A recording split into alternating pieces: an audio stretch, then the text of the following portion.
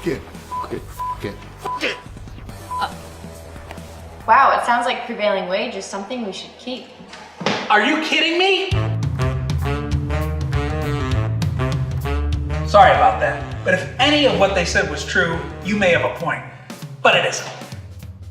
You see, prevailing wage only exists within the small bubble of government construction. And that construction makes up only 15% of all construction statewide. Not to mention, union contracts supersede all agreements when it comes to employment, inflating the cost and leaving taxpayers with a hefty bill. Seems fishy. Fishy indeed. And because prevailing wage is solely governed by union contracts, it's basically silencing taxpayers, their elected officials, and the 80% of the skilled trade workforce who isn't privy to those agreements. Basically, it's a select few telling the rest of us to go fly a kite. Yikes. But really, how much taxpayer savings are we talking? Glad you asked.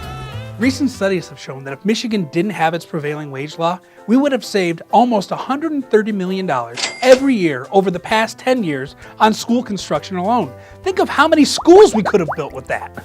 Wow. You're darn right, wow. Same thing happened in Ohio. They repealed their prevailing wage law on school construction and saved almost $500 million over the next 4 years.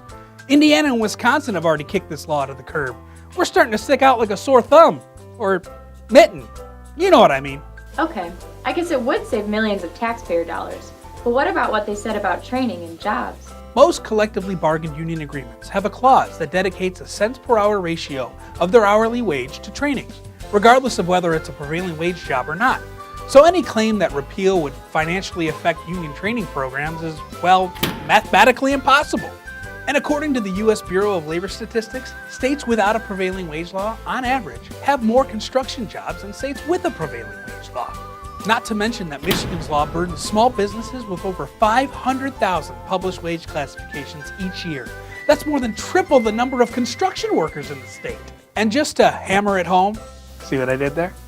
When courts temporarily repealed Michigan's prevailing wage law, we saw an increase of 11,000 construction jobs, a decrease in the average cost to taxpayers, and no evidence of wage reduction. So, more jobs, less cost, less government, and no impact on training? Nailed it. See, I did it again. It really makes you ask yourself, why wouldn't we want to repeal Michigan's prevailing wage law?